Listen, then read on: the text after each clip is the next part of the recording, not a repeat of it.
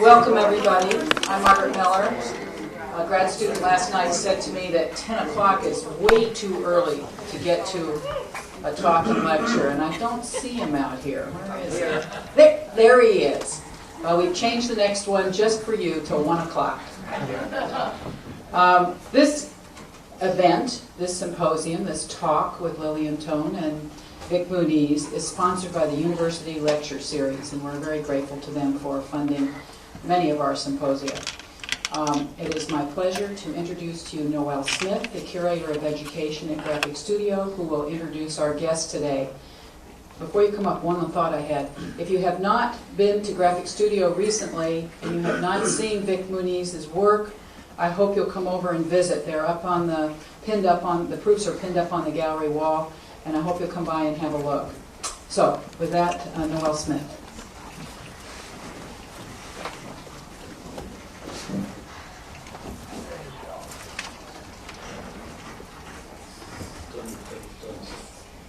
First, I'll introduce our panelists, and after they give their talks, there'll be a period of discussion and then question and answers. So, Lilian Tone is born in Sao Paulo, Brazil. She is Assistant Curator of the Department of Painting and Sculpture at the Museum of Modern Art in New York.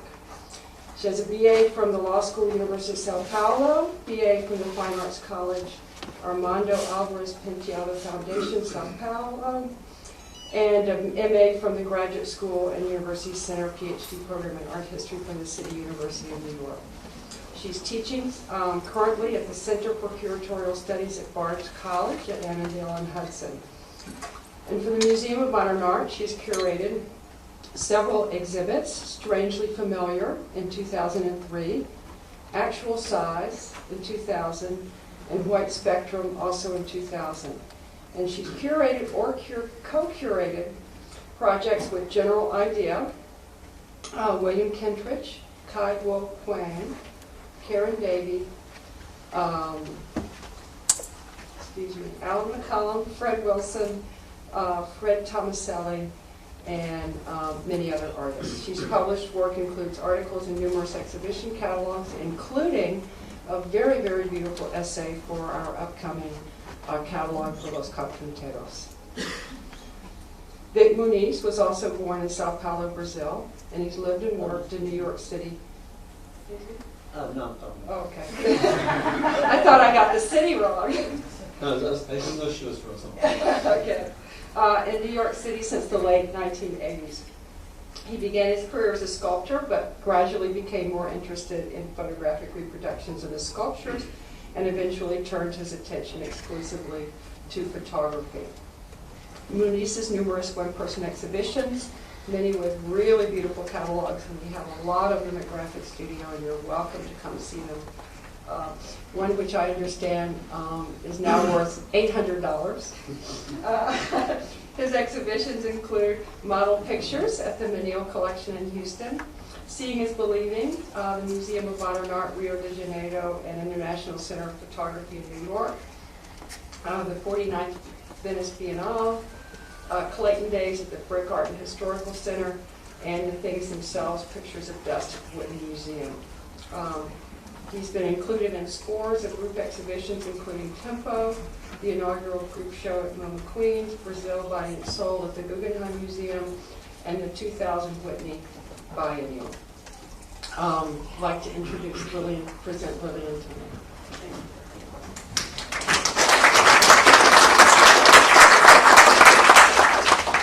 Actually, I'm just going to sit, if you don't mind, because I need to navigate.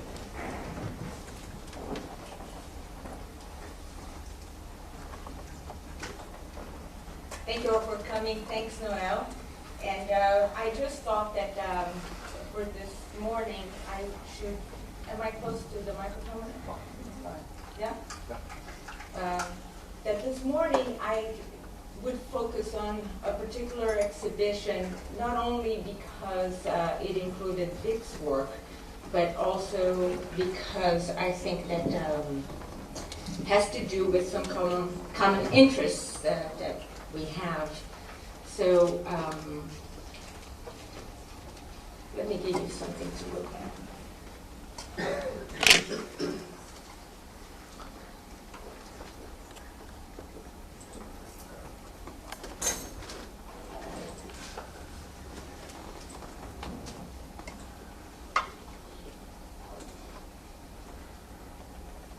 As technological mediums assume greater importance in our lives, the way in which we experience art is radically transformed.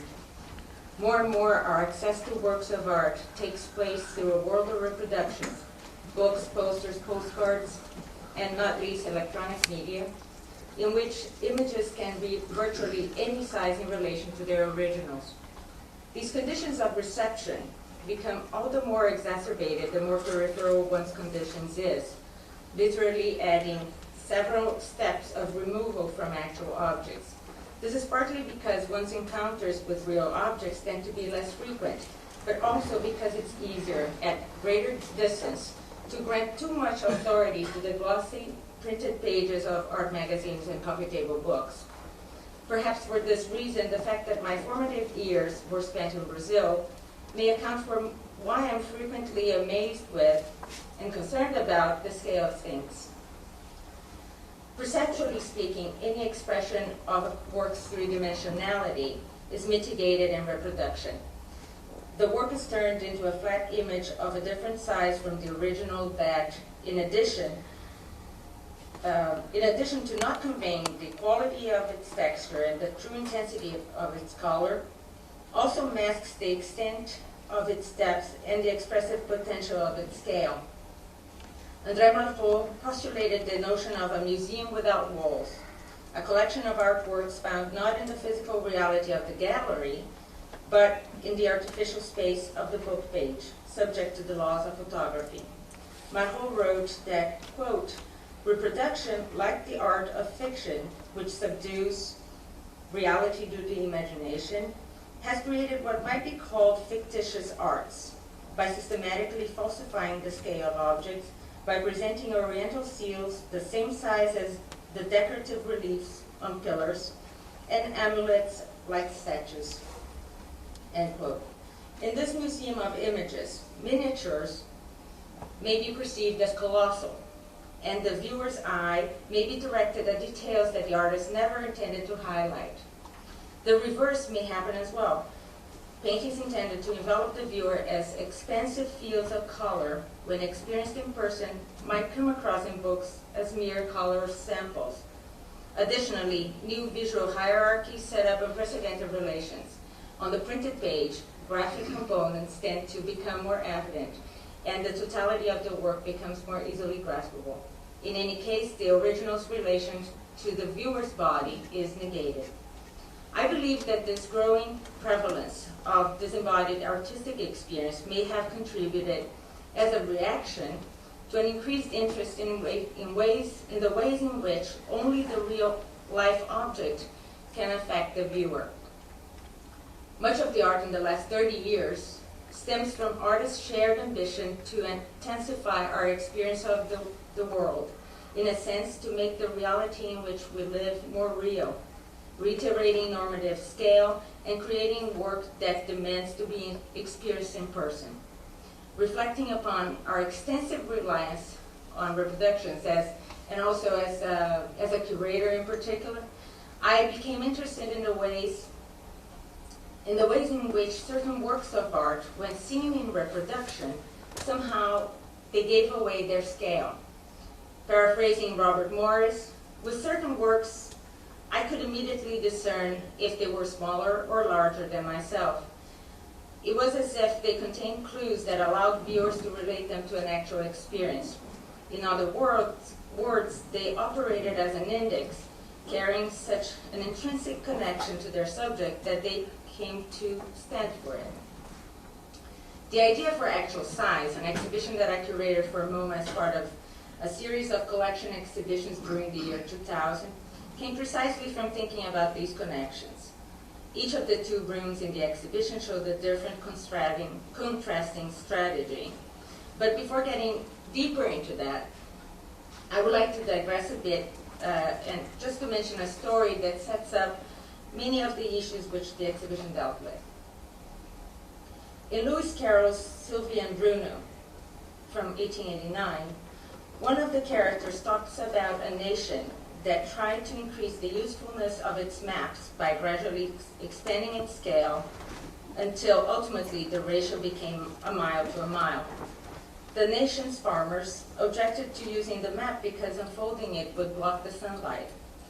The map was therefore never opened, and as a substitute, the country itself was used as its own map, allegedly functioning nearly as well.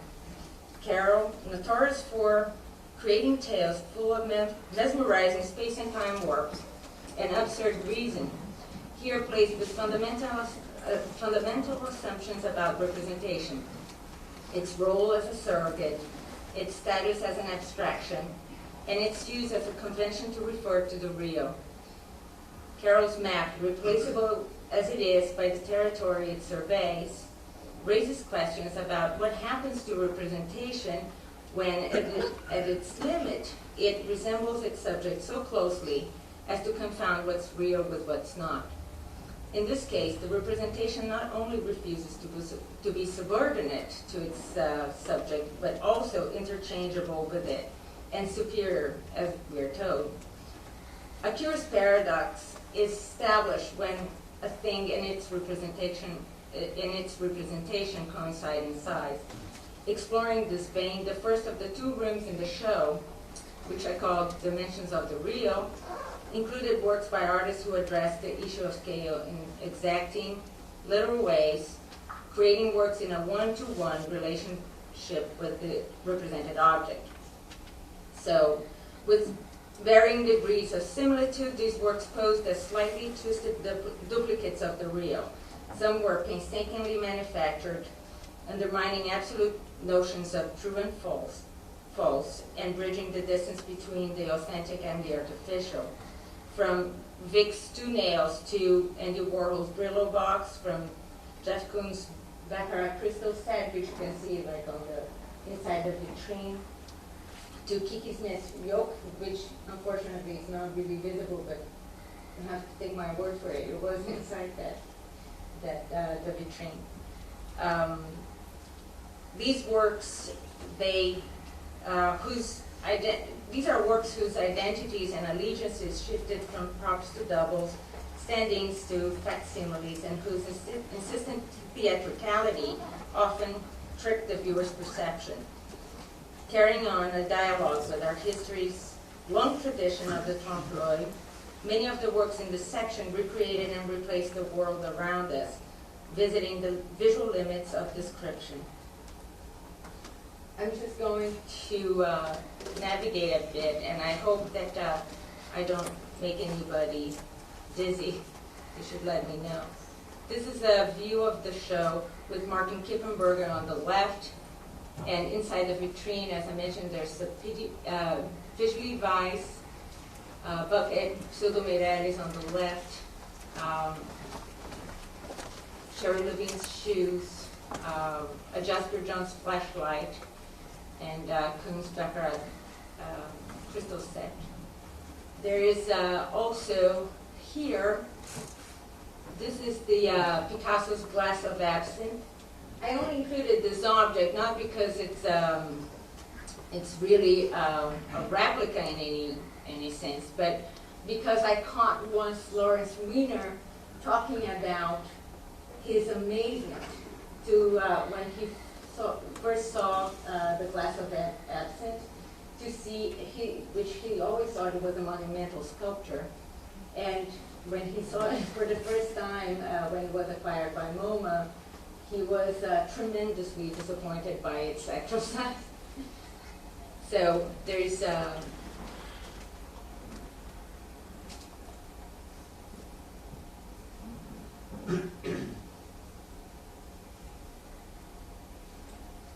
here's a work by Steve Wolf.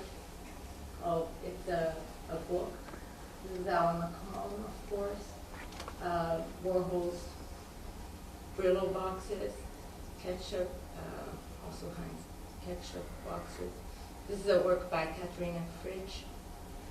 Also, I had some drawings by Sherry Levine on the right, which showed reproductions of my David's drawings from an exhibition catalog, Lorna Simpson's Blake portfolio.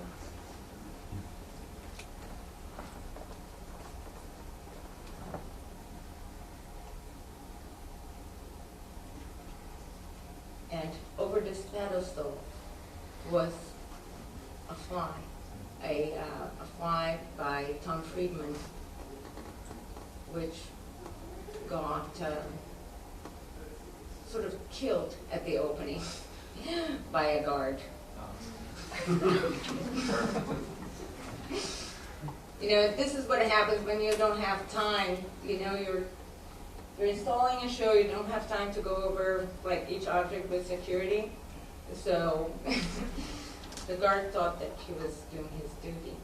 And here, in this little, it's Vik's 2 nails, which I hope you're going to show an image of. Can you do that? No, now I'm not going to.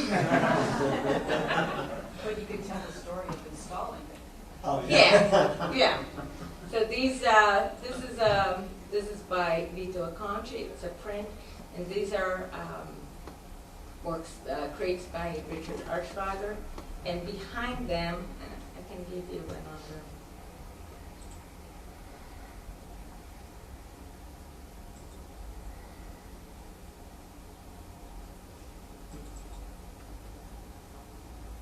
These are Gober's litter box and newspapers. Maybe I can show you these 2 nails now. Also had like, It's almost it's like- invisible. it's completely invisible. These are photographs by Marco Breuer. And the Jasper Johns print.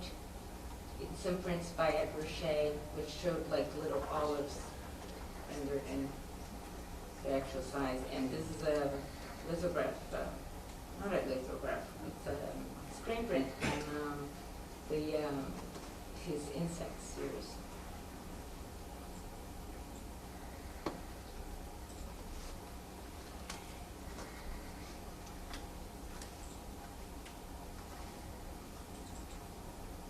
Just to quickly pass on to the other room in the exhibition. The works gathered in the second room, which I called Impressions of the Real, all involved the impression of a body or an object onto a surface. Handprints, among the first images known to have produced by mankind, point to the primordial human impulse to leave a mark, one that simultaneously provides an autograph and an instant likeness. Impressions maintain a fundamental physical relationship with that imprinted body, not only in appearance, but also as an enduring trace of a particular action that caused them. Unlike replicas or doubles, the fundamental identity or an underlying resemblance of impressions are not achieved through mimesis and illusion. Ghost-like traces, these works bear an indexical relationship to the departed figure, documenting its absence and its negative space as much as its creation.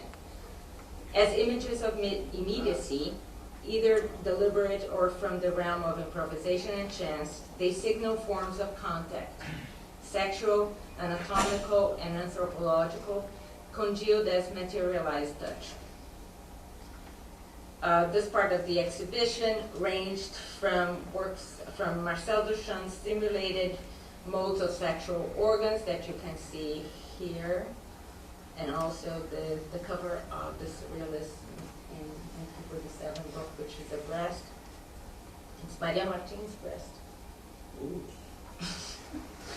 Not any breast. And it's a Brazilian date. Yeah, this is like Brazilian the frame. It's her breast is like on the cover of Surrealism in 1947.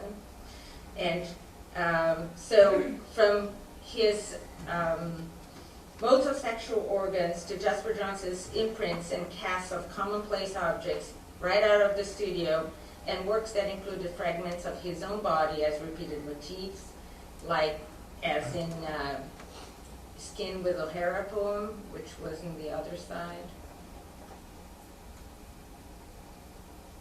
which is here. The implication of a sequence of gestures and the documentation of an action were evident in Robert Morris's Footprints from Traveling from 1976, which is on the floor on the left, but even more explicit in his blind time drawings made with eyes shut, following a predetermined series of tasks performed from within a stipulated time frame. A more direct approach could be found in Bruce Naumann's collection of various flexible materials separated by layers of grease, which you can see on the floor on the right here. And this is, of course, Robert Morris from Blind Time Drawings.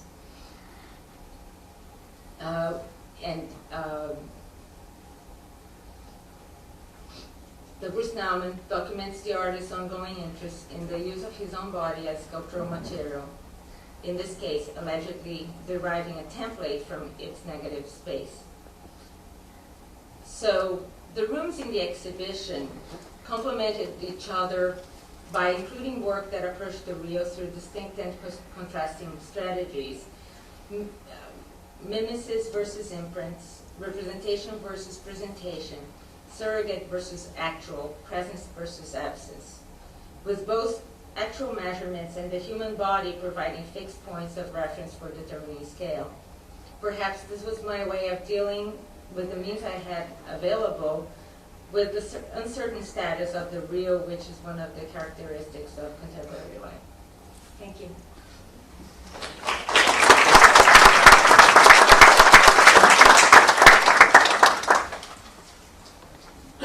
Hello. I just want to pick up on what Lilian left here, because this would be one way to introduce my work and to try to talk about a little bit different than I talked yesterday on another lecture. It's hard to do two lectures, one after the other, because people don't tend to laugh the same jokes. And it's also you cannot present yourself as another person, unfortunately. What is really interesting about what Lilian's show is not only the idea of an object in real scale, but also the absurdity of real scale. I think in any sensorial, sensuous human activity, perhaps with the exception of lovemaking, the impression of the scale of something else is very, very abstract. For example, if when you're looking at your own reflection in the mirror in the morning, if you're looking at the size of your face, you get your toothpaste and you make a circle around the size of your face, you'd be surprised to find out that the image that you just traced is about half the size of your own face. Yet, when you're perceiving it, it looks just the size of your face. In the realm of images, scale has absolutely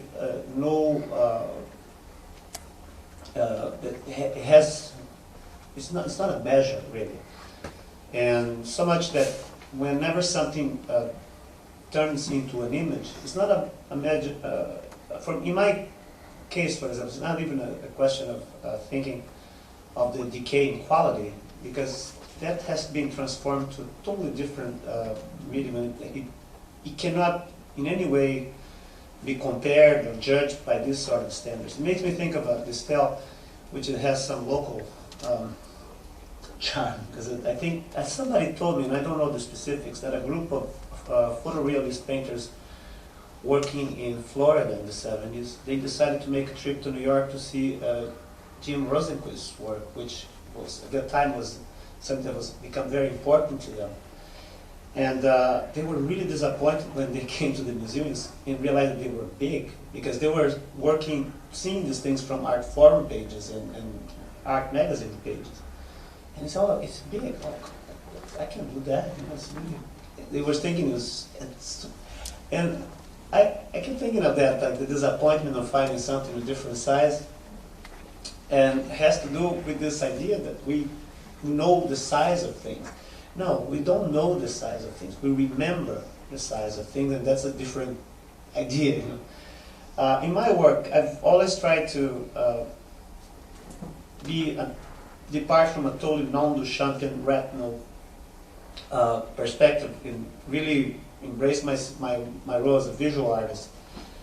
and work directly with visual substance. But that kind of effect that you have when the impression of physicality that visual an image brings to you is perhaps the first thing that an artist should consider, because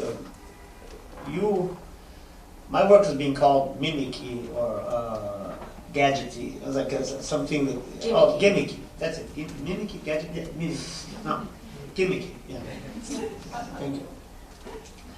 I think all good art involves a sort of a gimmick that holds the attention of the viewer for a little bit more than what it does when it's like turning a page of a magazine.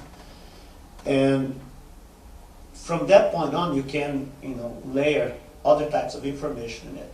It's, people look at Giotto today and they think of history, but they forget that at the time he made perspective structured frescoes, people had fainting spells in front of it. They didn't have television at that time. Everything. There's always some kind of trickery that holds the attention of the viewer for a little bit. In images, also, there's some funny thing. It's like they call it still images, and there's no such thing as a still image because it's in a wall, and you walk towards it, and you move, and your body is an entirely structured perceptual apparatus. So as you move towards an image, the image changes. The image gains meaning or loses meaning depending on the size of the image. And that's a kind of a cinematic force that's very little explored in the history of Western art. And it's, it has more meaning sometimes in other cultures than it does for us. The idea of attention in relation to an image is very strange. Somebody yesterday asked me, why don't I had an experience with moving images. Because I feel that if you have an image that moves, you won't feel like moving yourself in front of it. So you could sit down and just look at it. I sent this video. Somebody asked me to define video art, and I said, it's just like in the movies, but they don't have chairs. So I'm going to run some visuals. Pardon if you were last night at graphic studio. It will be very similar, and I promise try not to tell the same jokes. And if I do, please laugh. It was a TED conference. It's the first slide there, and it was about creation. And I said I could not talk about creation because I only had 15 minutes. Actually, I could talk about creation, but I said that creation is what put that dog in that picture, and creativity is what make us see a chicken in his hindquarters. Creativity I could talk about. And creativity is something that is a bilateral activity. An artist really depends on the viewer to be able to achieve what he wants. And basically what I do, I make art so I can see people looking at it. And I can try to match their perceptions, try to gather feedback, and create a full circle in my relationship to images and see if they are actually seeing the same thing or how different the perceptions are. It's very interesting. Right now, I just opened an exhibition in Italy. They'll probably travel to Russia. And I'm going to open an exhibition in Spain that will go to Ireland. Whenever you do an exhibition in one place and it travels to somewhere else, it changes completely. It changes from both sides because it will be a different space, it will be a different, but also the perception changes. I was a very serious artist in some countries, and I was a goofball in others. This way, and I enjoyed both things. It was very. So I started working with sculpture. It was a part. I have a very traditional art education. For 3 years. I was in this really school in São Paulo, learning how to draw naked people in geometric solids. And nobody knew who Bruce Nauman was at that place. And I thought it was very good because it was some way for me to relate to the technique. But that's not all, because I think drawing well doesn't make anybody a good artist, and maybe talking well, it's much better way of doing it. But I think, I've done so many things, from restoring paintings to framing to waiting tables to bartending, and somehow all these little things, they got me something. Theater was also something that I was very interested in, and psychology, visual cognition. I never really thought that I was to become a photographer, a visual artist, and I never really found a real definite thing to do. But that wasn't for responsibility or laziness. It was just because I wanted to do everything at once. And for me, I found art and visual arts was a way for me to find better and better vehicles and containers for all this sort of chaotic activity that I was trying to relate my life to. I think for young artists to become an artist, you cannot learn how to become one in school unless if you have an entire range of curiosities and things that you can put into a single. It's how you learn how to put everything everything you're interested into one activity, and you have to find that activity, and you cannot forget all these things that sort of make you move. One thing that made me move at one point was advertising. It still does. I'm very curious, and I think very important, healthy thing for an artist to be completely, to have no discrimination whatsoever, no prejudice with any kinds of image. I watch talk shows, I watch reality TV, I watch cops, I watch, I listen to bad music, I read bad books, I go to bad plays. I think it's you have to see everything to be able to have a good idea of what it is.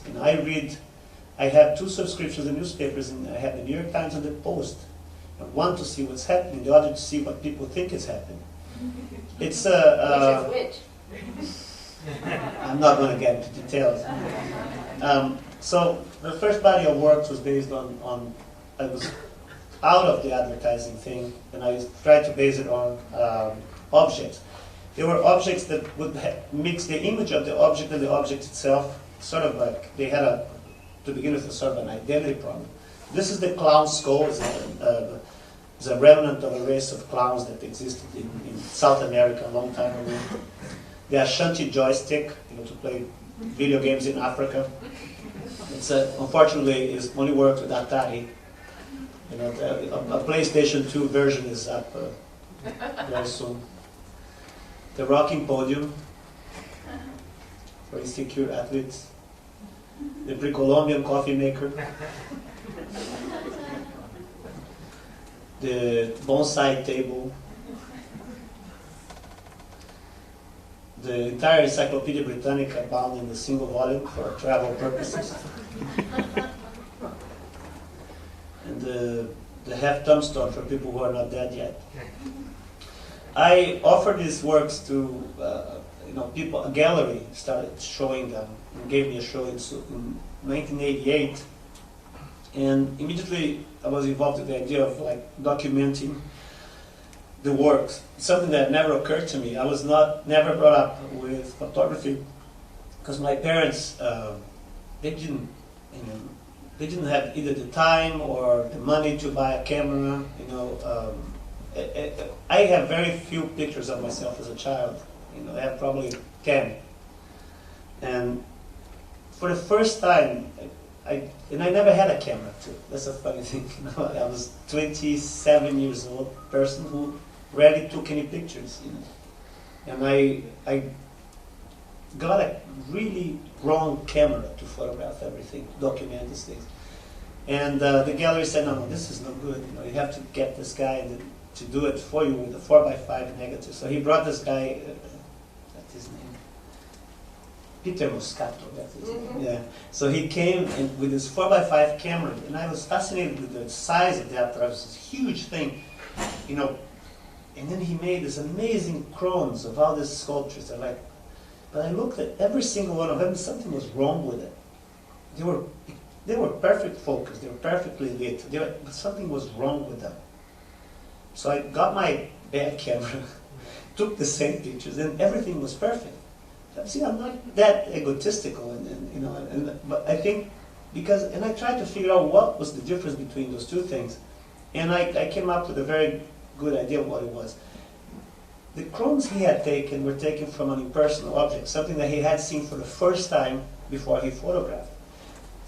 The photographs that I had taken were taken from another source. Because before I had made these objects, I had thought of them. And we have an enormous difficulty in rotating objects in our brains. When we are children, we do it much easier than we do as we grow up. And when you imagine a three-dimensional object, you imagine from a perfect, precise angle, you know.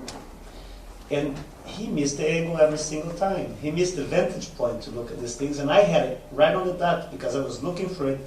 And it's fascinating when you're taking a picture, like a 35 millimeter, it looks very, you know, random, you know. But in fact, when you're turning the camera, you're actually scanning and trying to match an inventory of millions and millions of compositional schemes that you have in the back of a visual cortex until you find the one that is statistically work better for you over years and years of seeing pictures, and then you click. There's nothing spontaneous about this. So that image, or that image that you have inside your brain, was something that fascinated me. See, it's the image of the size of the thing before you look at something. So I started thinking about this is something that permeates my work altogether. This is an ad from, can we read it? It's focused enough. Well, the 3-year-old boy saluting his father's funeral, a woman crying over the body of a student shot by the National Guard, a lone student standing in front of the 4 tanks, an American president lifting his pet beagle by its ears. And he says underneath, if you can picture in your head, it was probably taken with a Nikon. I do not use a Nikon, okay? Just this is not an advertising pitch. It's a very good wise advertising shot, because they managed to show 4 Pulitzer Prize-winning photographs and make you see them in your head without paying a penny to anybody who took the pictures themselves. Very smart. And you saw these pictures just from the capture described in the.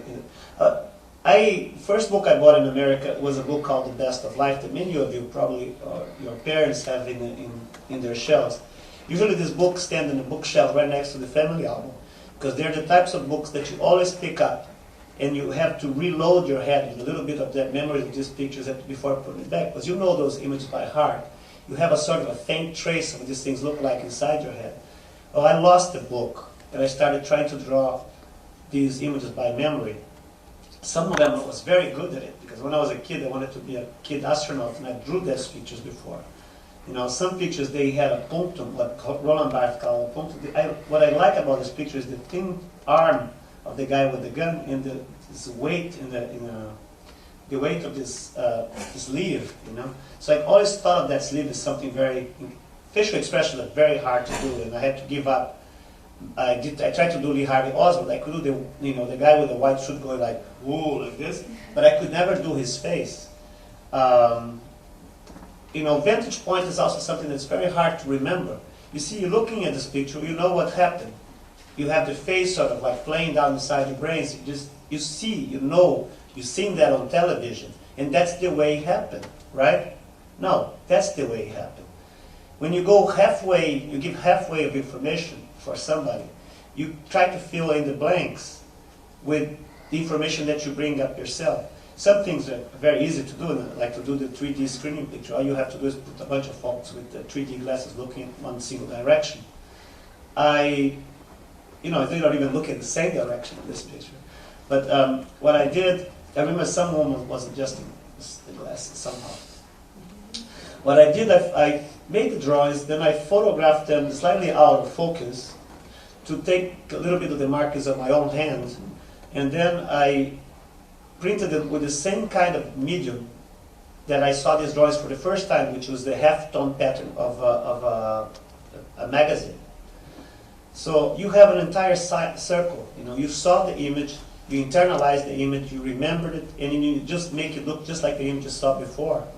When I showed this picture, people thought they were seeing really bad copies of these real existing facts. They never questioned the event or what was the picture. They questioned the printing. They even said to the gallerist, "Can you have him reprint this? It's a little foggy, you know." Well, I was working with what was inside somebody's mind.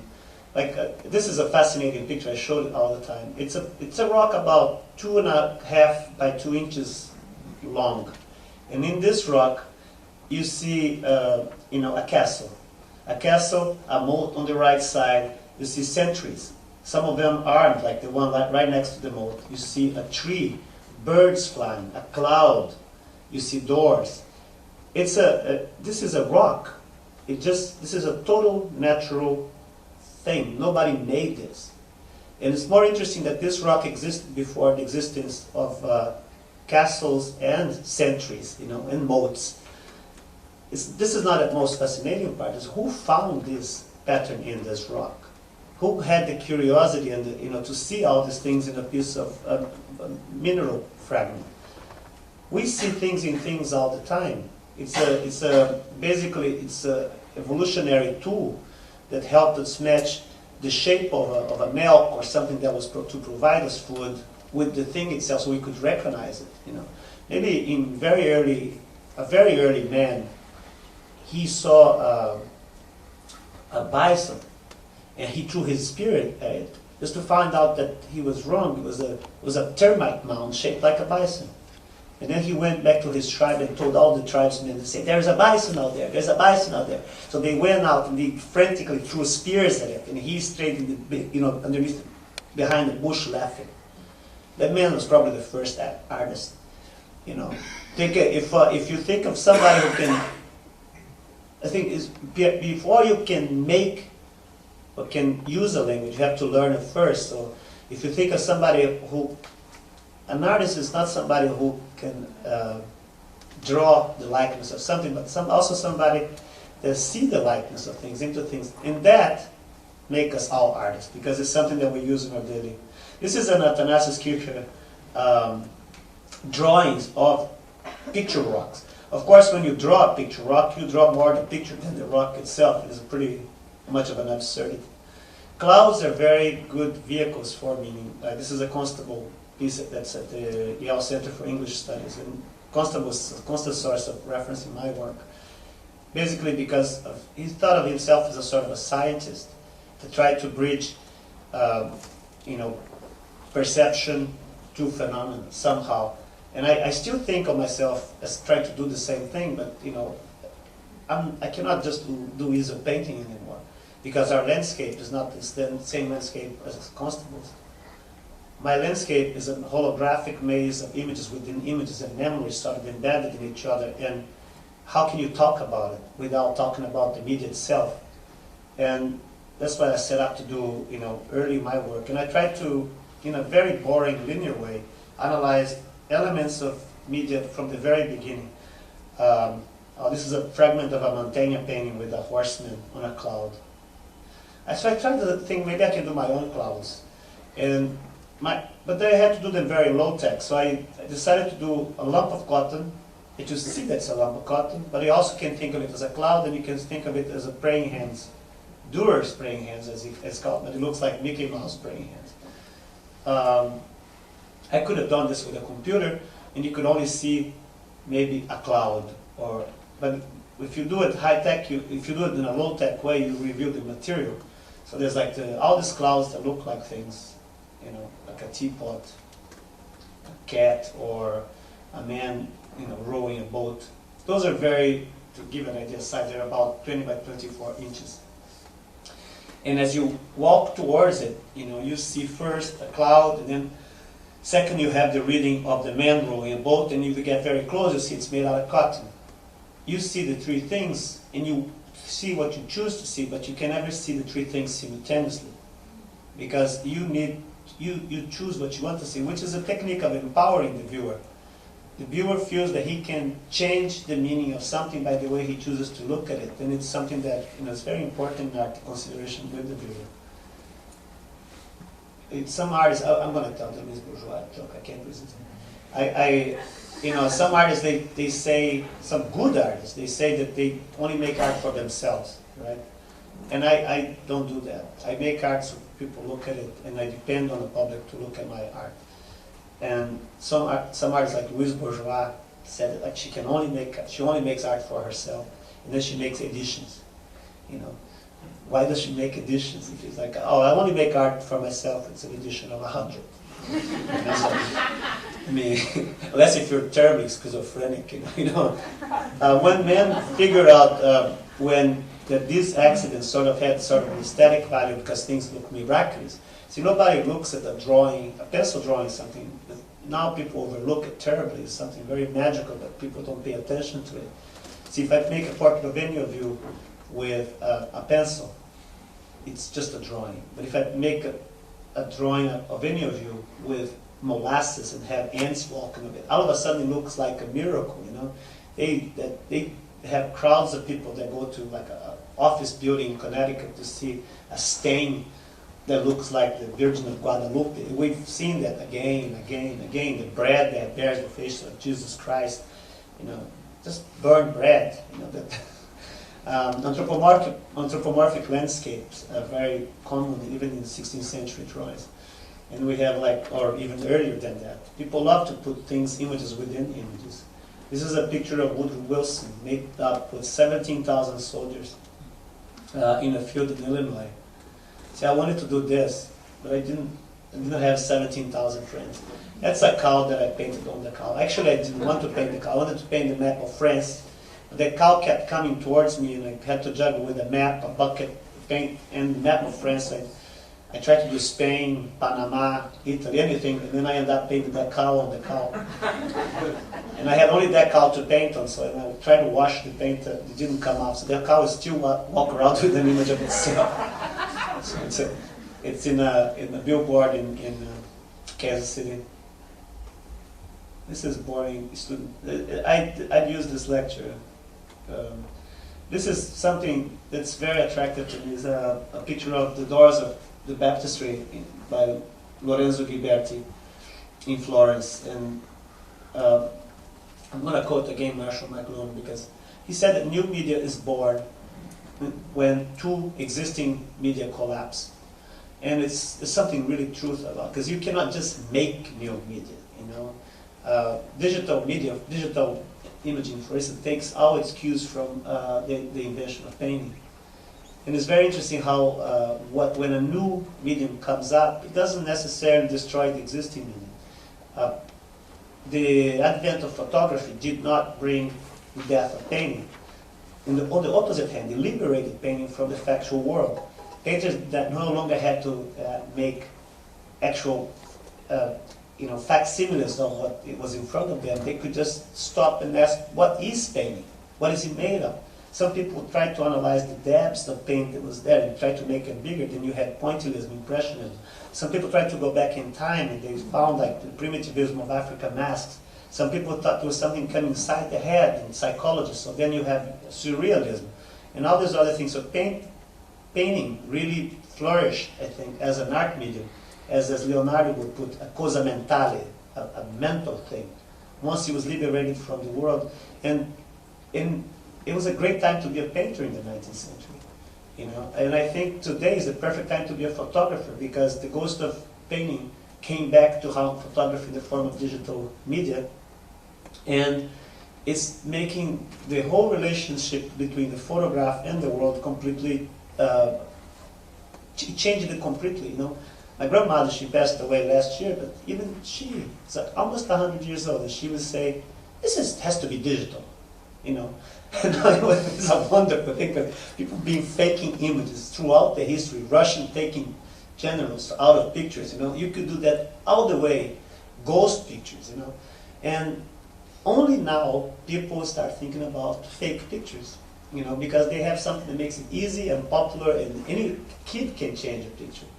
Now, in the case of this is an early example of the collision of two media. Lorenzo Ghiberti used a very early way of making an image, which is a relief, you know, something that existed since the Sumerian culture. And he sort of counterpointed with three-point perspective, which at the time was the most advanced technique of making images, you know. And these two things sort of don't go together. It's overkill. And you get trapped between these two technologies, you know, and you just, even today you do, you know. And it's a fascinating effect. I wanted to do something like this. You know, he took 16 years to do this door, with a had a grant from the Pope. See, I didn't have 16 years. I have a very high rent in New York City, and the Pope was not my friend, so I decided to do something simple, very much simpler than that. I decided to photograph sculptures that were like flat sculptures that looked like drawings, and sort of size them and print them to resemble pencil drawing. So when you approach these pictures, you first of all take it for granted it's a pencil drawing, and when you get close to it, you start seeing that it's something that had a mass, has a volume, and existed in the world. It was at some time something. And all of a sudden you penetrate within the picture and you start thinking how I made the drawing, and it goes on. So that physical little gimmick sort of takes you to think about representation, the nature of the image. This is a monkey holding a Leica camera. These are very small photographs. It's whiskey and cigarettes, and a light bulb. I was also trying to begin this sort of research by working with the very first way in which man did pictures. First, yeah, it's true that he first used his own hand to make imprints, but also line drawings is something that, the line is something that's very primitive in picture making. And then it evolved into more complicated pictures with shaded drawings. Actually, the invention of printing relates to this sort of like accumulated lines that creates the impression of shadows. I wanted to do landscape painting, and I thought the way to deal with landscape painting is also to refer to the idea of length, distance. So I made landscape paintings with thousands of yards of thread, sewing thread, and photographed them. And the human brain has an uncanny capacity to gauge distances in a photograph. But when you deal with very shallow depth of field, everything becomes very ambiguous. So this is 6,200 yards after Corot. I think this is 10,000 yards after Gerhard Richter. And I don't know how many yards after Constable again, the Dell. Same way we evolved from lines to points, like in a photographic image you have this grain. I tried to work with that kind of medium also, and I went to the Caribbean, took pictures of Caribbean children, sons and daughters of workers in a plantation. And coming back to New York, I got a sheet of paper and I started drawing them. Surprisingly, it really worked with sugar. You would get all the volume of the face just by accumulating more or less sugar, and then I photographed it. And it's a bit of a turning point in my career. It's just 6 small pictures called The Sugar Children. And I think I showed them in the back of the gallery of Tricia Collins in 1995, and somehow the New York Times went to the back of the gallery and picked up, and then right after that I was in Photography 13 at the Museum of Modern Art, and I think my career had a little bit of a spin there. Working with sugar also helped me become aware of some other layer, which is taste. I'm trying to accumulate as many layers as possible so you can see the image very slow down the process of apprehension of the image, because you can become more aware of its mechanisms. I think in this case, taste affects the image, and also not taste, recognizable taste. Chocolate is a sort of substance that has been associated with so many kind of values, from scatology to love, to romance, to luxury. And because of it's a very, it's a semantically charged substance, it affects what you paint with, Freud probably could explain why people love chocolate, so I decided to use him as my first subject. Also, Jack the Dripper. I've just met the owner of Bosco. He came to my party at the Whitney. It was very funny because I can only photograph with Bosco. I only use Bosco because it's thick enough and it doesn't run. I was once commissioned to do. This is a crowd. Commissioned to do a portrait of the chocolate tasters of Europe. The entire group of people that in chocolate. So they took weeks to answer a fax to me, and they said, "We're trying to decide in which chocolate we want our portrait making." And I sent a fax back to them and said, "No, I can only draw in Bosco." And they said, Bosco? we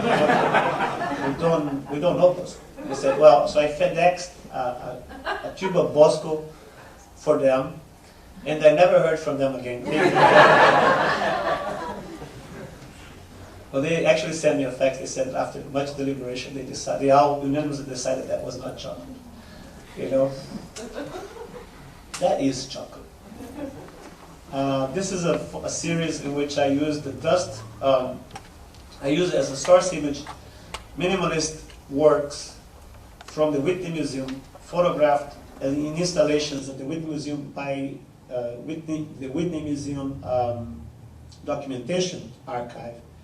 And I use the dust from the museum to render these objects. Talk about site-specific. This is a Barry LeVay piece, a Richard Serra. They installed the Serra on the lower floor during this exhibition. They installed it wrong. And then Serra called and he said, well, how can we figure out the height? He said, go to the 5th floor and see that damn picture. You know? So there's like how the original sometimes relates to the copy. This is it's Carl Andre, Donald Judd, and Barney Newman.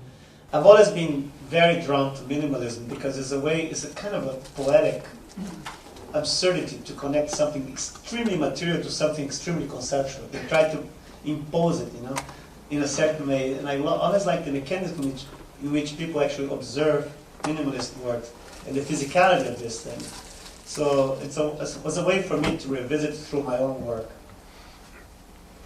You know, a series called Pictures of Ink, in which I sort of tried to magnify the presence of the medium in relation to the pictures we see in newspapers, you know, which after all are just stains of ink on cheap paper.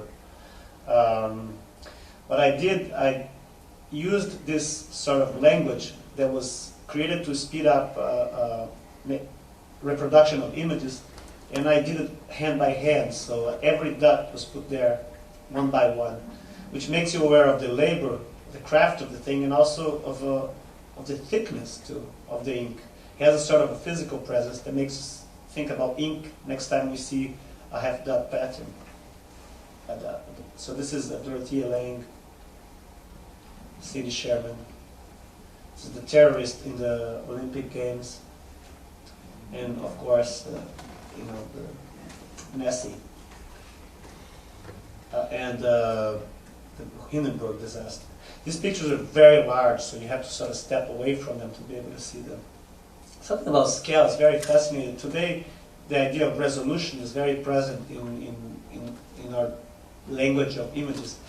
And a student of mine had once a very beautiful shot of a wave after it crashed. It was some very amazing. He sent me a postcard saying that he was having a show in a gallery. So I liked him. So I went there and I took the postcard so I could find out where the gallery is. When I arrived at the end of the room, there was this, he made the picture the entire size of the wall.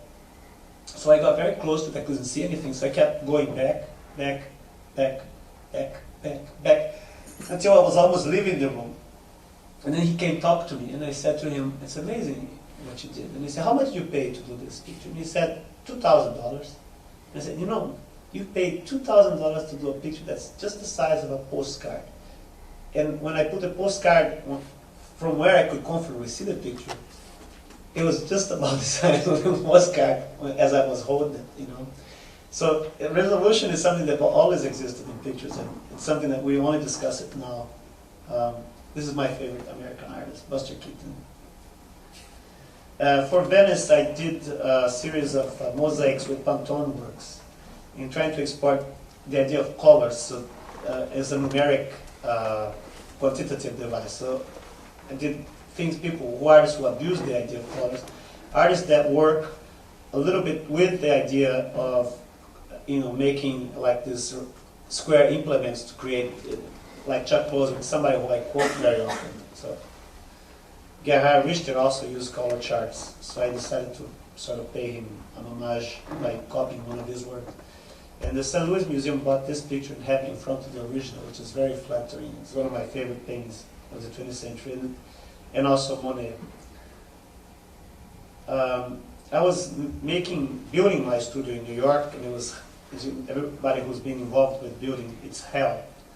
And the difference from the pictures, from the architectural drawings to the actual, bent walls and things that didn't go right, the discrepancy was so amazing that I got thinking about architectural renders. This is copies from the etchings of the Prince of Piranesi, 18th century architect, visionary architect, who decided to do these prisons in which you basically arrested by the bizarre perspectival scheme that he makes into these pictures. But what I did, I used pins and sewing thread, some of the sewing thread that I had left over in the house, and I stretched the sewing thread to create a very shallow perspective, and so you have this enormous depth of field that's depicted in the pictures in counterbalance with this very shallow one that's this stretch thread over the pins. The pictures are taken with an 8x10 camera and enlarged, so each pin head ends up looking like almost like the size of a quarter, and they're so sharp that you can see the reflex of the camera in each pin head. So it takes about a month to do each one of these drawings. So you see in the sequence, you see some details.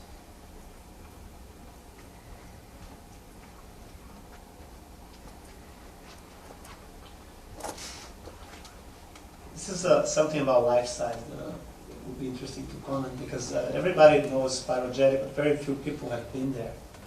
And a lot of people don't want to go there because maybe it's too small. You don't want to see that. You think of it as huge.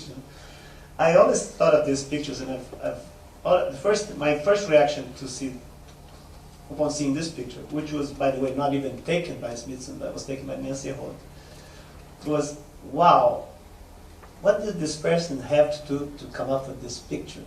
For me, earthworks is more of a photographic phenomenon than is a sculptural one. Smithson did not make a sculpture in the middle of a salt lake somewhere. He made the sculpture inside our imagination, and in that respect, it's much more important what he did as a conceptual artist rather than a sculptor. I'm very puzzled by the feel that we have when we look at environmental works. But a picture of the North Pole, a picture of the Everest, or even a picture of the Nazca drawings. And I thought maybe I could toy with that and sort of betray the perception of this large-scale sculpture. So what I did, that's what actually we're seeing, was not a spiral jetty, is a tabletop arrangement in a Brooklyn loft. By doing that, to sort of break a little bit the distance, this is a series called Brooklyn, New York, you break the idea of scale. But it was not enough. I wanted to actually do that in an exhibition. So I wanted to sort of show the tensions between the model and the actual works by making small maquettes, small works, and large ones alike, and photographing them under the same light in this mine in central Brazil. So I made these enormous drawings on this. They're like 600 yards long, and photographed them with a helicopter, and presented them along with pictures of small things. People got very confused by it, They didn't know what to think. So you see there's the view from the helicopter. No, it's the gallery. And they were shown with things like that spoon on the right side as a total fake thing. So here's me photographing a picture of a sock. It's amazing that people only bought the real ones. They didn't buy the maquette ones. But they are just the same picture. Essentially, they look just like the same. So you have a better picture of you see a person running on the right eye of the lower eye. That's the size of a person there. This is a pipe, and it's a real one. And the real ones make the fake ones look real, and the fake ones make the real ones look fake. This look extremely fake, and it's the largest one I did. It's actually a real picture. Drawing is I love to sort of advance the process, the program of picture making, but very simple picture making. because you're not working in illusion. You're working in illusion at very ritual scale.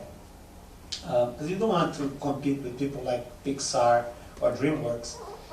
Today they have too much money and they didn't have the right toys to do things.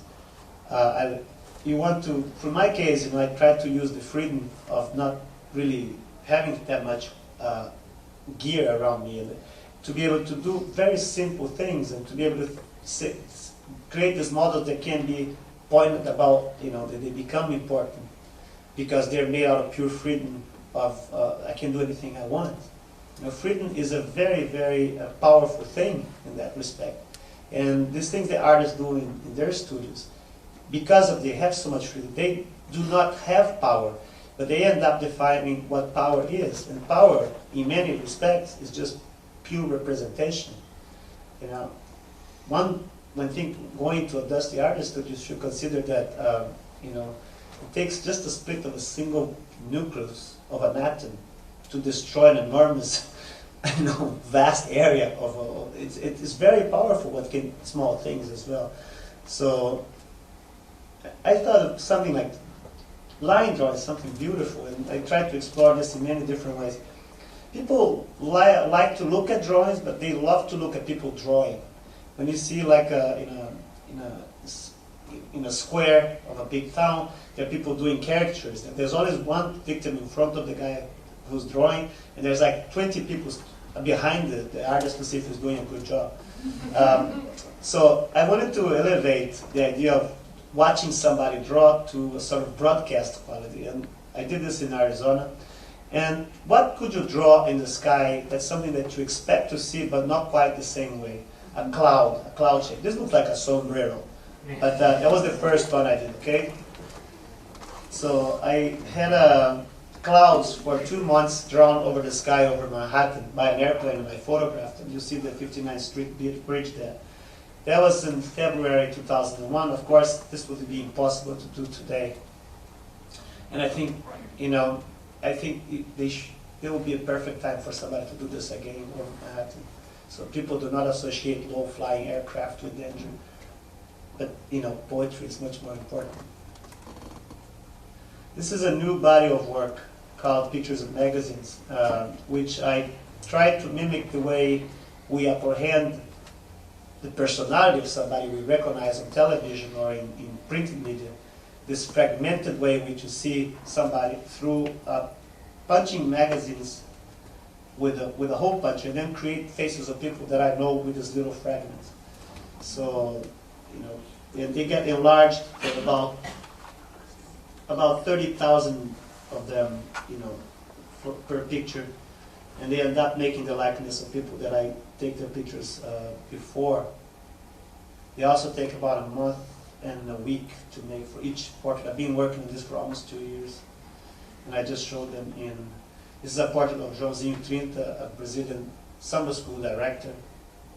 People who I admire: João Baldo Ribeiro, a writer, and Seu Jorge is a musician who's in City of God, this Brazilian film that just came out. He's an actor as well. I'm not going. This is the lecture for students.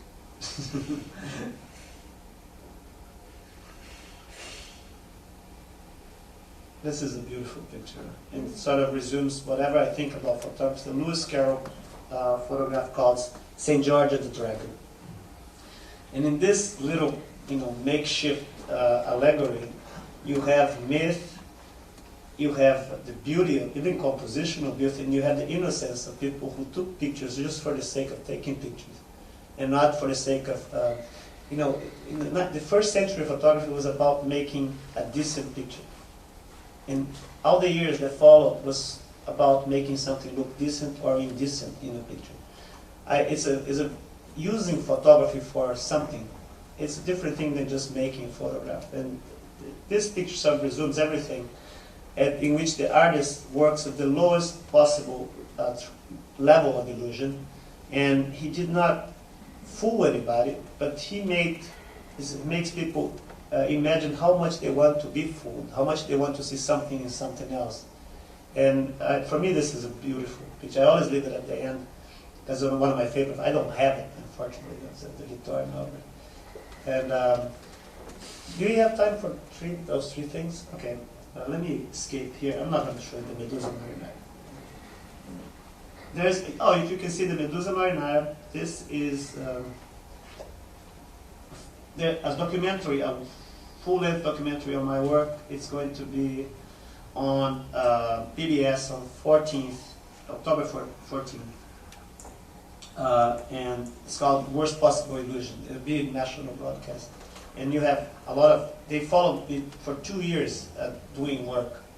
And it was really hell. But, it's a nice documentary. And I think, oh God, now you see all my silly icons.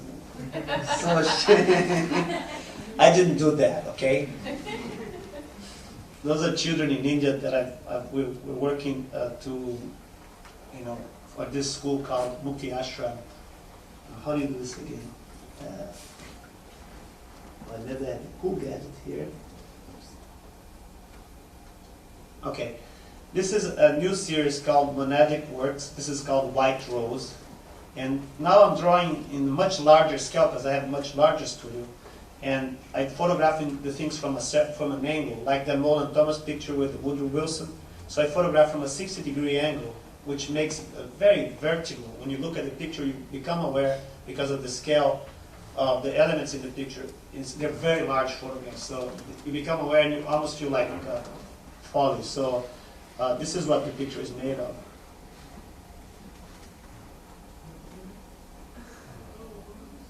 Bugs. But they're plastic bugs. Otherwise my house would be, my bed would be hell now. Let's see. Okay. Let me just close this up. This is another one of the same series. It's called Toy Soldier. I'm doing one with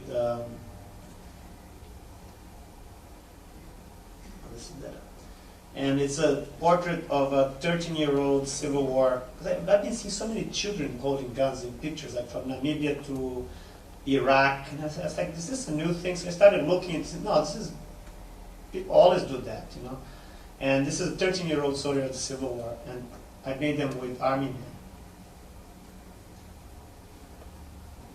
men. This sort of a rebels. They're even medieval warriors in it. I bought bulk army men to do it.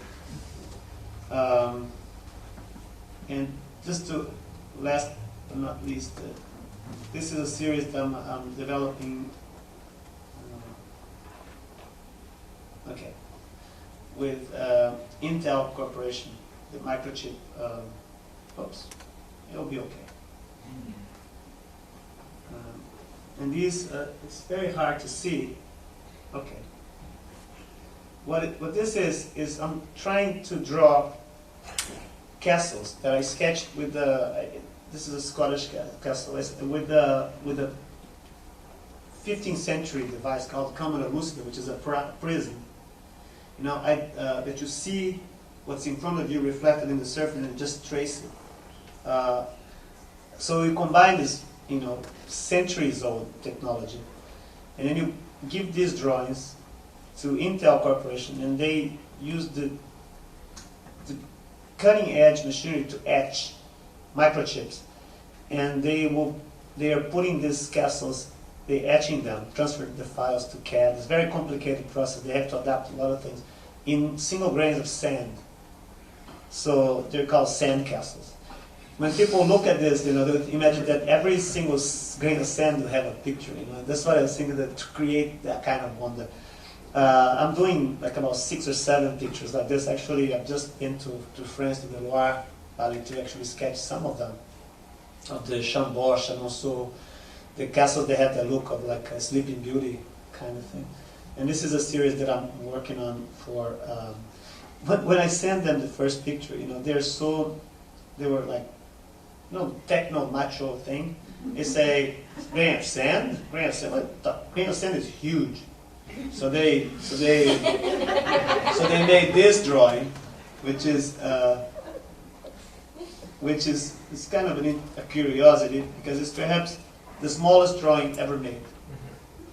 The length of this drawing from here to here, it's about 250 times smaller than your hair, considering that you have very thin hair. So it's about 25 microns from one end to another. And they said that if a grain of sand was about the size of this computer screen, if this drawing was the size of this computer screen, the grain of sand would probably be the size of this room. So I couldn't use that because I wanted the borders of the grain of sand to appear, but it's a pretty cool thing. And you know, they can either etch it with this robotic thing. But what I want to do with this is to photograph it and enlarge, so you have an enormous picture of a single grain of sand with a very intricate drawing in it. Okay, I think that's it. Thank you.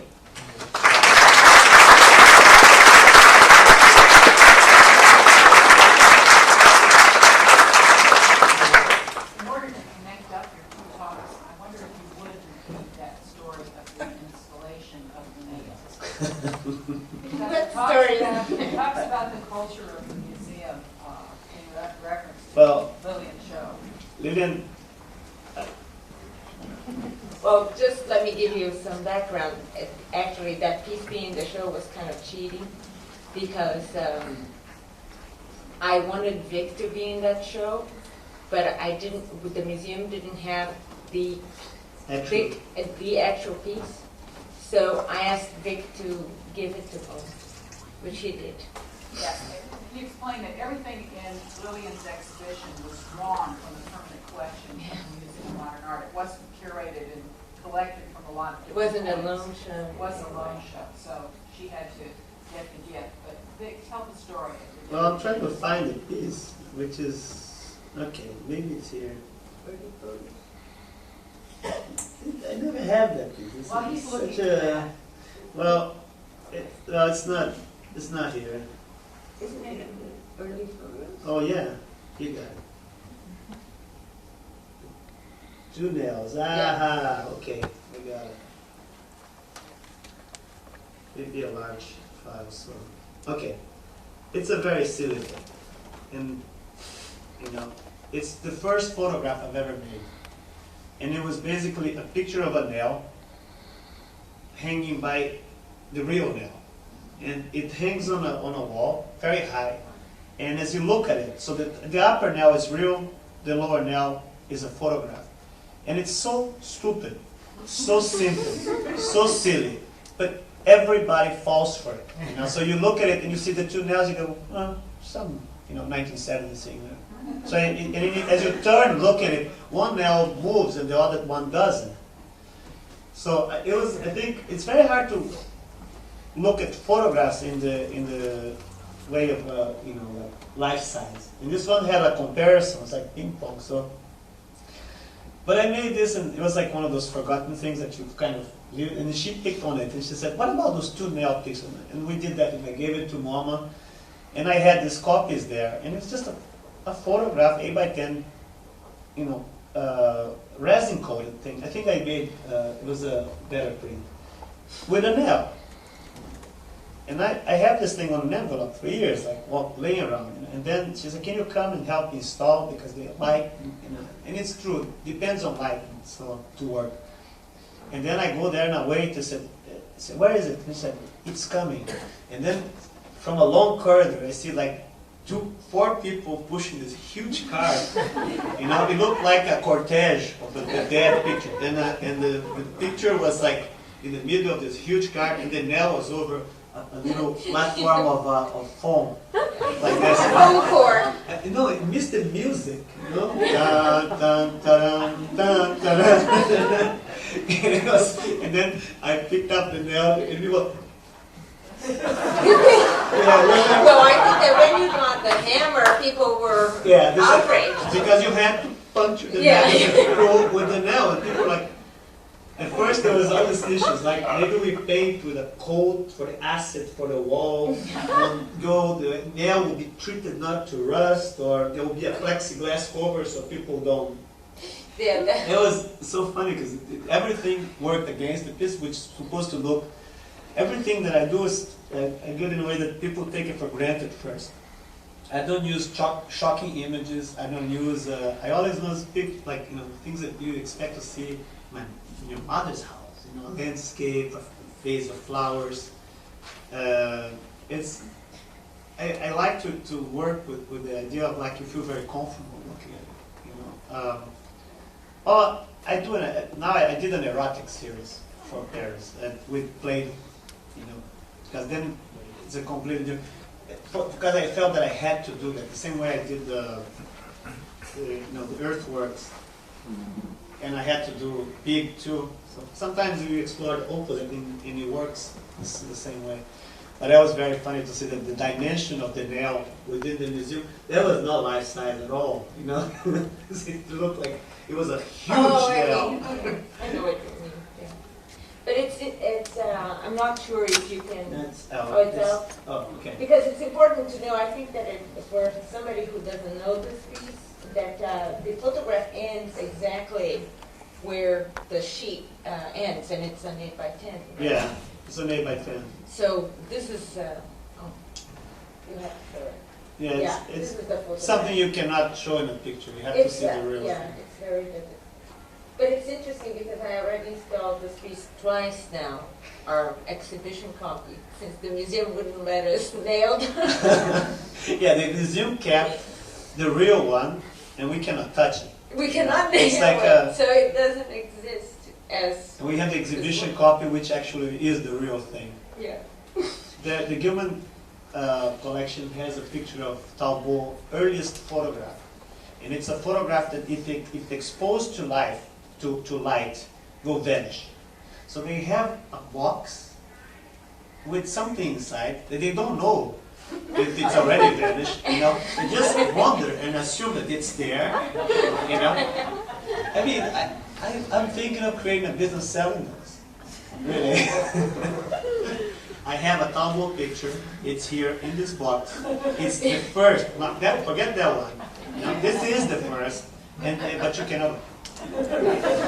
It's there. Believe me, it's $2 million.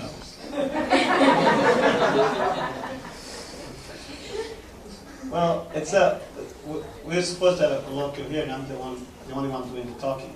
And There's some questions.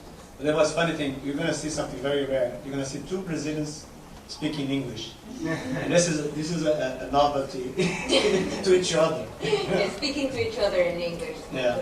Yeah.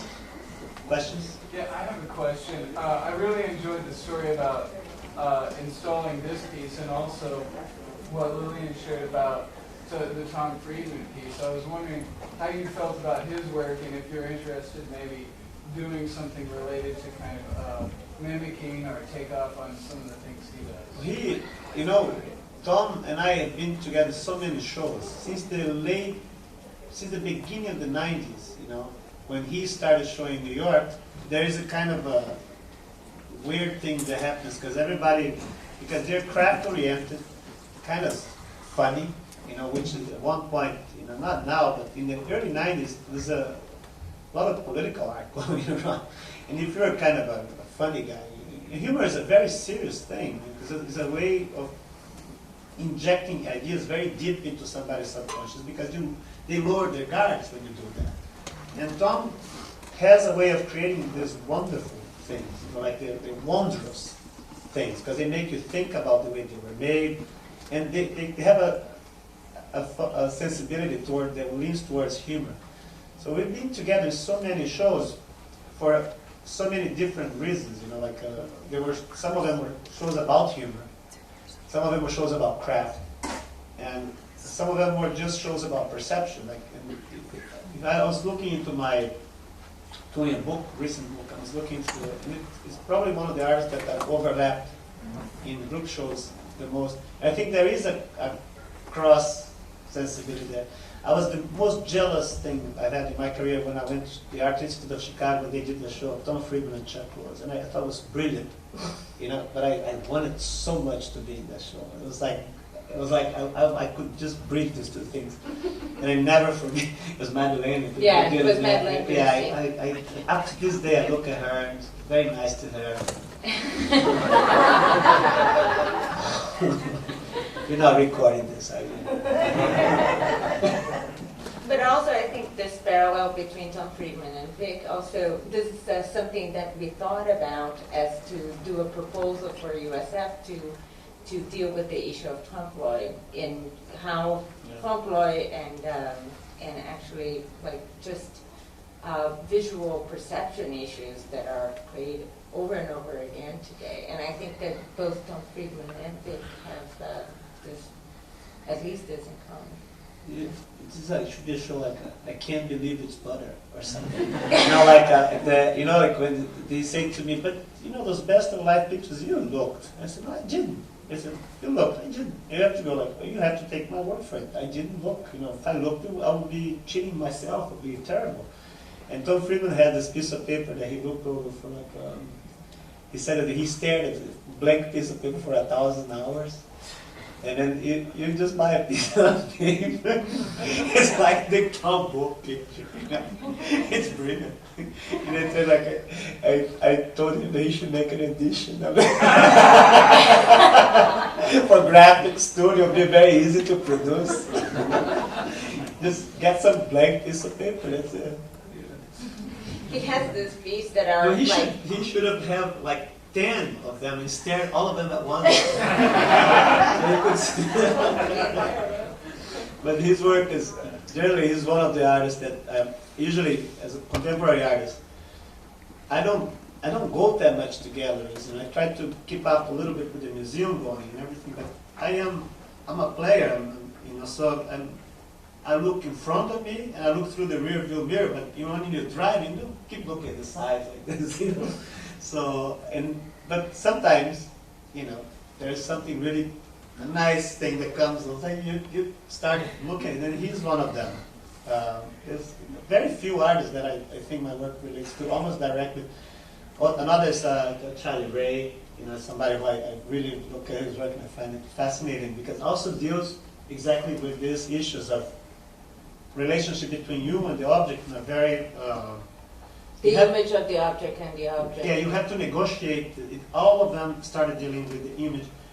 And I find a historical coherence to this. In the 80s, there was with Richard Prince, Sidney Sherman, all these people were so much concerned about the image, and the placement of the individual within the realm of the media. And everything was very much about media, and there was the artists that started working in the 90s. Some artists, they're working since the 80s, but a lot of them worked with sculpture. Charles Ray he did performance and sculpture, and also performance. It's a funny thing how theater has something to do with it, because when you do theater, you're very much aware of this presence, this physicality that's there. And the early works by Charles Ray, where he's like held by plank, or even, Tom Friedman has this thing where he photographed himself, like it looks like he's like glued to the ceiling or something. And I have lots of like silly pictures like this, which I'm kind of interacting with things. So my background is also somewhat performatic, and all these people started making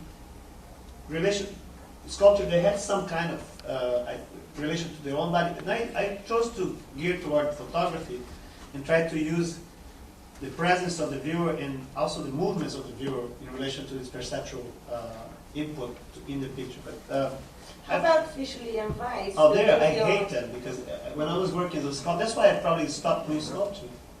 Every time I had an idea, they had done it already. Ideas are terrible, because you have, and they've done it differently, or sometimes much better. They are also people who I grew around. And it's funny that in photography I cannot find that many equivalences. I found people who I admire for totally different reasons, but in sculpture, all the people who I look at, that I see are my group, people who are trying to do the same things, they're all sculptors. Your work retained physicality. I was just looking at and more so it seems, because of the little objects on these last shows that with the bugs and with the soldiers, it feels like that the three-dimensional element of the the material is sort of more assertive. So much that I'm trying to emphasize their tridimensionality by photographing them from an angle now. So they have a perspective within the picture. And it's very hard to see it in the slide, but these are very large photographs. They're talking about 100 inches high by 2.5 meters, right? It's not that. And when in front of them, you look at them and they're flat because you look at the picture, the face first, and you start approaching the image, looking for one point where it will dissipate, but it doesn't because it's shot. I have a very large camera. I designed the lenses for the camera, so this is really, really sharp. And until you get this close, you still don't have a breakup in the image. And but then at one point, there's one thing in the middle that happens. You start realizing the size of the soldiers is 1:1 in the middle of the picture, but in the bottom they're 2:1, and in the top they're 1/2:1, which means the picture is like this, you know. And when you get that, immediately you have a little, like the Giotto thing that I was talking about. I wanted to see somebody. My goal, one day, I saw somebody do this in Prado. He looked at Velázquez, and he vomited. My goal is to make a picture that makes people throw up. At least 1 or 2 people. No, not. It would be fascinating if I could. I'll be very proud.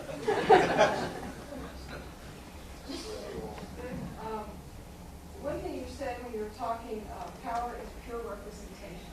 Uh-huh. I know that both you and Lilian grew up in Brazil during the brutal dictatorship from 1964 to 1985.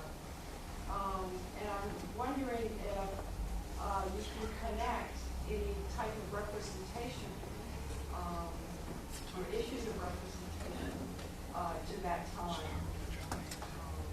How that was by the government. Both me and Lilian, it's sort of like how do you explain how a system, political system affects the individuals, We were not tortured and we were not killed. Proof of that, we're talking here. And, but maybe something about that also made us be here.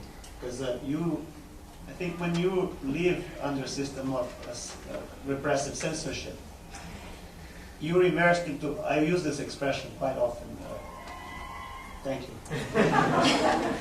of a semiotic black market. So you have to negotiate the meaning of things all the time. They have, music flourished in this time, especially with people like Chico Buarque. They were able to play love songs and do amazing pass on through the love songs and use a very amazing metaphor. Pass very intricate views of their opinions about what was happening, So they were revolutionary songs in the shape of love songs. Well, that's similar to Cildo Meirelles. Exactly. Cildo Meirelles has a series of works called Insertions into Ideological Circuits, in which he used the recycling of Coca-Cola bottles to send messages, and also stamping on money. So he used already systems that were already in place for just to carry meaning. Cildo was one of the few people at that time that was doing this during the political repression. In the other way, a lot of the art, the country sort of retrieved back into abstraction, because it was a safe way to be able to deal with ideas, but not to be too. It was not a dangerous place to be. Cildo is amazing because he was the earliest political artist I know, and for that he gets all the credit for political art, may or may not mean. But also, when you cannot say what you want to say, and since the media is it's controlled or manipulated by the government, you have to figure out what is said before you really take it. So you become a very, very skeptical towards, media in general, and you have a tendency to deconstruct it before you get something out of it. For that matter, I think Brazilians in general, from my generation, are very good with metaphors. So much that they can get metaphors very well, very easy, and then they transmit things metaphorically, very eloquently. It's funny. Because there is an overall, in our generation, I think, there is an overall avoidance of literalness. There is always like, it's something that Brazilians resent the Portuguese for. You know, it's this excessive literalness on the speech. I think, yeah, it's true, and which is a good thing, because it's not, and it's something that I sort of deplore in the art of the early 90s in New York, what it was called political messaging that is so literal. You know, it's just like a sermon. And nobody learns from explanations, really. You know, he learned from examples and from narratives, or from metaphors that they can dig some structure and get something out of it. I feel that it's not about what you say, because everybody has opinions. So if having an opinion would entitle somebody to be considered an artist, then we're already that to shove and say that everybody is an artist. But it's about what you do with them. How do you work? How do you pass them? You know, and how you can transmit them in a way that they don't lose their power as an opinion, but also they can enter a different part of your perceptual system that's a bit more. I find it, you know, there was all this. I think I am a political artist. You know, my work is attached to an ethical structure. Otherwise, I wouldn't be able to make it. You know, I feel very bad about it. But I don't fool myself with, like, for instance, artists that think about market and think, oh, he's a sell-out artist or this and that. I mean, art has always been related to market in general, and market have dictated the direction that artwork actually happened in history. You know, the golden ages of art happened under very severe, dictatorships. Not in the Brazilian case, but you think that in Pericles, Greece, the very authoritarian governments actually made interesting things in the past. Very patronate. What do you call it? Patronage. Patronage is something very strict relation to art. Today, art is made under very interesting situation which individuals themselves acquire works of art and they pass it on to museums. It's very complicated, but also very fascinating. I like the fact that you pass the work as a commodity and you sell it to people, and they show it, and this thing sort of goes. But I think that it's interesting to be able to make money out of ideas, and of course, even as an artist, I wish I could make a lot of money. I'm not a hypocrite of any kind. But some people still try to imagine the artist trying to fit the artist into the mold of this guy who doesn't have an ear and never could get a girlfriend and never sold a painting. It takes one guy like this to ruin everything. and you have Velázquez, Titian, all these guys that believe very well. And then that guy cut the ear. Why did he cut the ear? I wanted to kind of sort of follow up on that, because I noticed you did a portrait of a good friend of yours who runs a summer program for young people in Brazil, and you also had the photograph of young people, and there's a kind of childlike playfulness in your artwork that represents this kind of optimism. But it seems like even though you're talking to kids maybe as an audience, you're kind of bringing out the child in us, but not dumbing it down. Still, sort of giving a lot of credit to your audience. The carnival pictures. Yeah, I was in Brazil. I was in Bali last year. No, yeah, it was last year, or the year before. God, time goes so fast. And I felt fascinated I was fascinated by the people of Bali, because in India too. That picture was because me and my wife, we worked on a children's program in India. So then we want to make it larger and create maybe a project in Brazil as well, or in China. But in Bali and in India, which they have, I don't know, maybe it's Hinduism, they have gods that are children. And I think that's very healthy, because we stopped being children at one point. And we stop having that freedom of making these connections that actually that do not explain, but generate forms of life. When you work, what's called playing, you know, because you have little models and you're toying with them, they don't have a direct connection with the world of that, the way it functions, you know. You have total power to create different systems, you know, and that's what artists, that's what we do. We benefit from our freedom and from our lack of contact with the practicality of the real world, and we create models of power. Power, you know, for other people to use it. Because in any organized civilization, you have somebody who knows how to use power, have somebody who knows how to make it, which is continuous activity, because it's always a challenge. Power comes over power, and it always has to be redefined over historical times. And artists are the only people in a society that, because of their lack of contact with the practical world, they are able to confront the media of their time in its own terms. You know, we can live within the media. We work with it directly, and we play with it, which is more important. As I said yesterday, I said like Julian Schnabel says always like, oh, I started painting when I was 5, and I said, who didn't? You know, it is not when you start; it's when you stop painting. And unfortunately, you know, we are now dealing with, we stop dealing with visual literacy, with the world of images as images. By the time we start writing, we give that practice to understanding another system of science which is man-made. It's more, you know, kind of structured and also poor. I keep thinking, you know, the eloquence of images today that was proportioned by digital manipulation makes images very powerful things that change the way we think about things. And we don't think about, we're just becoming very avid, fast consumers of media, but not very good critics of it. You know? Yeah.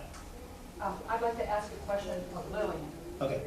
And in terms of what Vic's been talking about, in terms of the broad issues and his process of working, and the show that you discussed and opened with, that you curated at the Museum of Modern Art, what is the relationship between Vic's kind of practice and his ideas and your curatorial practice? How do they connect? Is it coincidental in terms of the show you chose to discuss today, or are they embedded in your approach to your own curatorial practice very much an interest in the ideas that are the focus of Vic's work? Well, as I said, I think that there is I think since that growing up in Brazil through a very, very mediated war kind of relationship to art, I didn't have parents who took me to museums. It was more of like a, you know, several steps removed experience until like later on. And I remember like growing up sort of every instance that I had to visit museums, I would come back like and buy like whole sets of slides. So that's what pretty much sort of got imprinted in my relationship to objects somehow. But I think that on the other hand, you mean the intermediary of slides? Well, yes, it's like sort of like this several steps removed sort of apprehension, you know, of, and in which, like, as in Vic's work, there's so much of the imagination going on when you're looking at an image. You know, you're not looking at an image, but you're using much more of your imagination than you actually realize that you are. And I think that this is something that always sort of informed my looking at work in general. But of course, I was very influenced by Vik as well. And I think that talking to him when I was planning actual science, talking to him about issues of image and looking at his work sort of, and it's funny because it didn't make me think about photography. it made me think of his work in relation to sculpture, like you said. It's something that, it's as if like he started making three-dimensional objects only to be able to talk more eloquently about them via another medium. So. I find it funny that it's true. Pick up on this. Whenever I want to know what's happening in New York, I go to Rio, and I ask the artists there. They read art forum, they read art, because they're much more up to date than I am to anybody I know. Because when you are in New York, you have this feeling that you're already there, and things are going to come your way. That you don't have to know it. You're there. And in Brazil, you always have this idea of also isolation. You're in the southern hemisphere, and you have to keep up with it. And I remember growing up in Brazil, I loved reading magazines. I was an avid reader, and now I just look at the pictures. I'm not in New York, it really spoils you a little bit because you think you're already in the place where thinking. Growing up in Brazil, we see everything through little pictures all the time, or through the television screen. But I think the good thing about not being in Brazil at the same time is that I think that as I said, I just thought that it was too easy to grant authority to one specific point of view that comes from like this article in a magazine, and now it's sort of interesting to see how articles in magazines get published somehow, and how pictures get on the first page, and which pictures go on the frontispiece, and which is an awareness that help you like exercise your criticality in relation to what you're seeing, which I think maybe it's an age thing, but it's also it just feels like I still receive questions from my colleagues in Brazil who are teaching, and they seem to place way too much importance on what they read. Well, the same thing goes for artists. Brazilian artists, they're very connected to a certain story,